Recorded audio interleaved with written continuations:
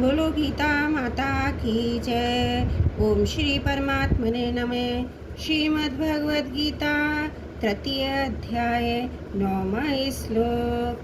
यज्ञार्थार्थ कर्मण्यत्र लोकेयं कर्म बंधन तदर्थम कर्म कौन्तेय मुक्त संगः समाचर।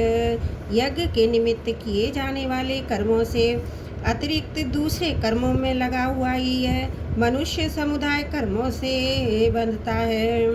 इसलिए हे अर्जुन, तू आसक्ति से रहित होकर उस यज्ञ के निमित्त ही भली भांति कर्तव्य कर्म कर। गीता के अनुसार कर्तव्य मात्र का नाम यज्ञ है।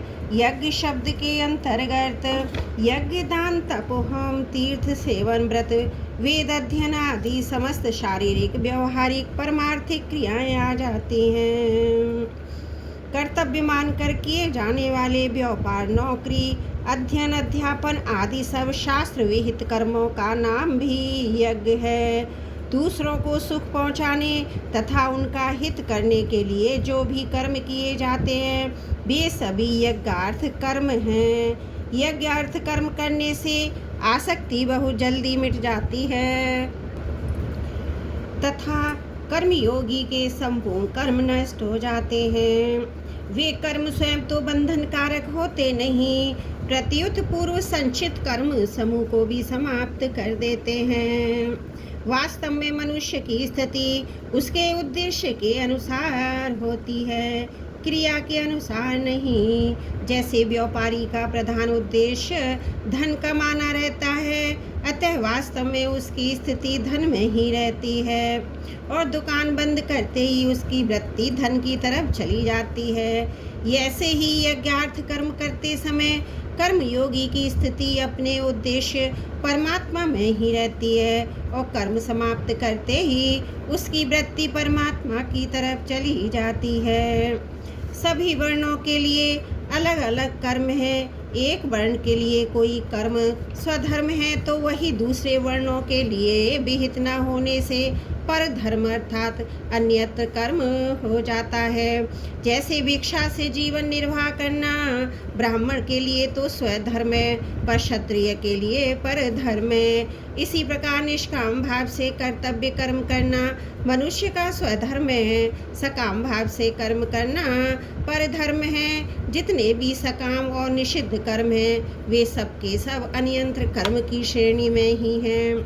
अपने सुख, मान, बढ़ाई, आराम आदि के लिए जितने कर्म किए जाएं वे सब के सब भी अन्यत्र कर्म हैं।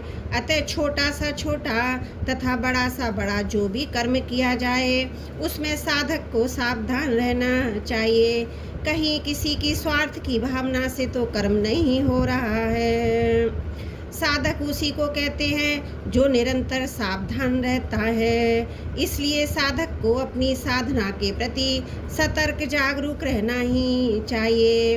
अन्यत्र कर्म के विषय में दो गुप्त भाव हैं। पहला, किसी के आने पर यदि कोई मनुष्य उसके प्रति आइए, बैठिए आदि आदर सूचक शब्दों का प्रयोग करता है पर भीतर से अपने में सज्जनता का आरोप करता है, अथवा ऐसा कहने से आने वाले व्यक्ति पर मेरा अच्छा असर पड़ेगा पर भाव से कहता है, तो इसमें स्वार्थ की भावना छिपी रहने से ये अन्यत्र कर्म ही है, यज्ञार्थ कर्म नहीं।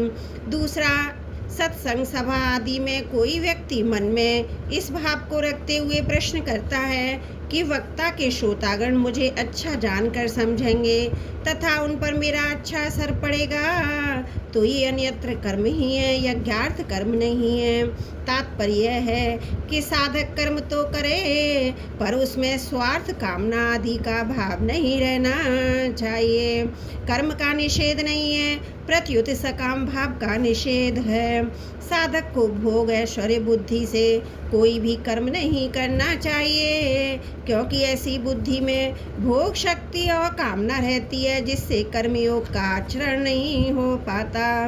निर्भय बुद्धि से कर्म करने पर भी जीने की कामना बनी रहती है, अतः निर्भय बुद्धि भी त्याज्य है।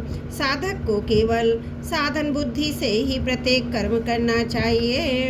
सबसे उत्तम साधक तो वह है जो अपनी मुक्ति के लिए भी कोई कर्म ना करके केवल दूसरों के हित के लिए ही कर्म करता है। कारण कि अपना हित दूसरों के लिए कर्म करने से होता है, अपने लिए कर्म करने से नहीं। दूसरों के हित में ही अपना हित है, दूसरों के हित से अपना हित अलग मानना ही गलती है। इसलिए लौकिक तथा शास्त्रीय जो कर्म किए जाएं वे सबके सब केवल लोक हितार्थ होने चाहिए। अपने सुख के लिए किया गया कर्म तो बंधन कारक है ही, अपने व्यक्तिगत हित के लिए किया गया कर्म भी बंधक कारक है। केवल अपने हित की तरफ दृष्टि रखने से व्यक्तित्व बना रहता है, इसलिए और तो क्या जप चिंतन ध्यान समाधि भी केवल लोक हित के लिए ही करें। तात्पर्य ये है कि स्थूल सूक्ष्म और कारण तीनों शरीरों से होने वाली मात्र क्रिया संसार के लिए ही हो, अपने लिए नहीं। कर्म संसार के लिए है और संसार से संबंध विच्छेद होने पर परमात्मा के साथ ही योग अपने लिए है, इसी का नाम कर्म योग है। लोको हम कर्म बंधन है। कर्तव्य कर्म यज्ञ करने का अधिकार मुख्य रूप से मनुष्य को ही है। इसका वर्णन भगवान ने आगे षष्ठी चक्र के प्रसंग में किया गया है, जिसका उद्देश्य प्राणी मात्र का हित करना, उनको सुख पहुंचाना होता है। उसी के द्वारा कर्तव्य कर्म हुआ करते हैं। जब मनुष्य दूसरों के हित के लिए कर्म ना करके केवल अपने सुख के लिए कर्म करता है, तब वह बंध जाता है। आसक्ति और स्वार्थ भाव से कर्म करना ही बंधन का कारण है। आसक्ति और स्वार्थ ना रहने पर स्वतः सबके हित के लिए कर्म होते हैं। बंधन भाव से होता है, क्रिया से नहीं। मनुष्य कर्मों से नहीं बंधता, प्रत्युत कर्मों में वह जो आसक्ति और स्वार्थ भाव रखता है उनसे ही वह बंधता है। तदर्थम कर्म कौन्तेय मुक्त संग है समाचर। यहाँ मुक्त संग पद से भगवान का तात्पर्य ये है कि कर्मों में, पदार्थों में तथा जिनसे कर्म किए जाते हैं उन शरीर मन बुद्धि आदि सामग्री में ममता आसक्ति होने से ही बंधन होता है। ममता आसक्ति रहने से कर्तव्य कर्म भी स्वाभाविक एवं भली भांति नहीं होते। ममता आसक्ति न रहने से परहित के लिए कर्तव्य कर्म का स्वतः आचरण होता है। यदि कर्तव्य कर्म प्राप्त न हो तो स्वतः निर्विकल्पता में स्वरूप में स्थिति होती है। परिणाम स्वरूप साधन निरंतर होता है और असाधन कभी होता ही नहीं। आलस्य और प्रमाद के कारण नियत कर्म का त्याग करना तामस त्याग कहलाता है, जिसका फल मूढ़ता अर्थात मूढ़ योनियों की प्राप्ति है। अज्ञानम तम से फलम, कर्मों को दुख रूप समझकर उनका त्याग करना राजस त्याग कहलाता है, जिसका फल दुखों की प्राप्ति है। रजसस्तु फलम दुखम, इसलिए यहाँ भगवान अर्जुन को कर्मों का त्याग करने के लिए कहते हैं। प्रत्युत स्वार्थ ममता फलासक्ति कामना वासना पक्षपात आदि से रहित होकर शास्त्र विधि के अनुसार सुचारू रूप से उत्साह पूर्वक कर्तव्य कर्मों को करने की आज्ञा देते हैं, जो सात्विक त्याग कहलाता है। स्वयं भगवान भी आगे चलकर कहते हैं, मेरे लिए कुछ भी करना शेष नहीं, फिर भी मैं सावधानी पूर्वक कर्म करता हूँ। कर्तव्य कर्मों का अच्छी तरह आचरण करने में दो कारणों से शिथिलता आती है।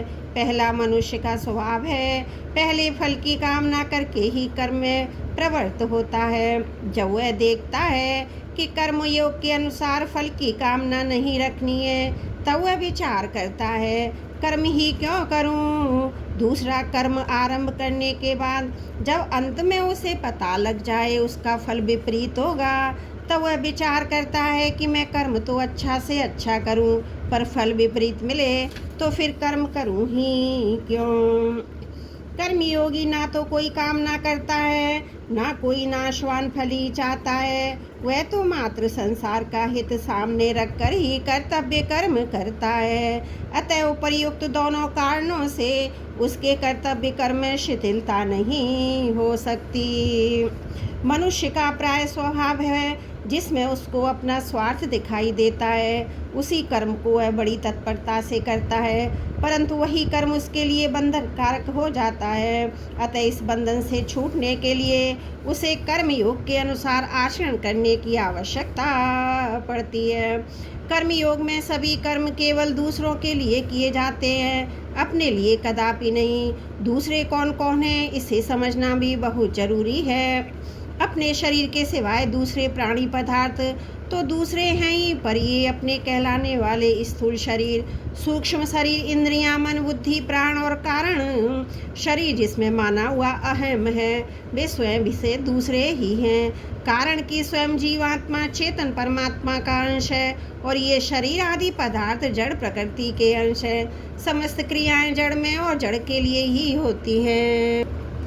चेतन में और चेतन के लिए कभी कोई क्रिया नहीं होती। अतः करना अपने लिए है ही नहीं, कभी हुआ नहीं और हो सकता भी नहीं। हाँ, संसार से मिले हुए इन शरीर आदि जड़ पदार्थों को चेतन जितने अंश में है मेरा और मेरे लिए ही मान लेता है, उतने अंश में उसका स्वभाव अपने लिए करने का हो जाता है। अतः दूसरों के लिए कर्म करने से ममता आसक्ति सुगमता से मिट जाती है। शरीर की अवस्थाएं बचपन जवानी आदि बदलने पर मैं वही हूँ, इस रूप में अपनी एक निरंतर रहने वाली सत्ता का प्राणी मात्र को अमर होता है।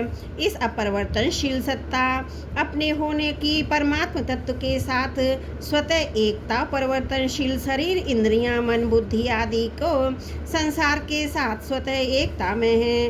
हमारे द्वारा जो भी क्रिया की जाती है वह शरीर, इंद्रियां आदि के द्वारा ही की जाती है, क्योंकि क्रिया मात्र का संबंध प्रकृति जन्य पदार्थों के साथ है, स्वयं अपने स्वरूप के साथ नहीं। इसलिए शरीर के संबंध के बिना हम कोई भी क्रिया नहीं कर सकते। इससे ये बात निश्चित रूप से सिद्ध होती है, हमें अपने लिए कुछ भी नहीं करना है, जो कुछ करना है संसार के लिए ही करना है।